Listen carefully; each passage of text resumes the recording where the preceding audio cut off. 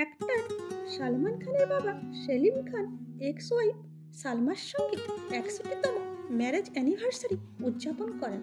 ছেলে সোহেল খানের বাড়িতে অত্যন্ত জাঁকজমকের সঙ্গে 18 নভেম্বর এই অনুষ্ঠান পালিত হয়।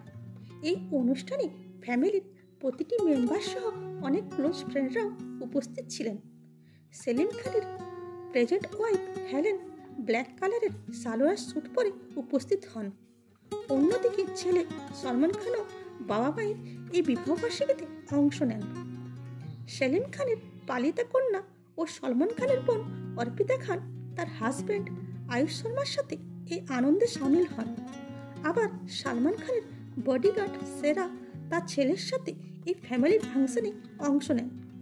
এছাড়াও সেলিম খানের মেয়ে আলবিরা খান অগ্নিহোত্রী ও তার হাজব্যান্ড এই ফ্যামিলি ফাংশনে অংশ নিতে দেখা গেছে। Thanks for watching.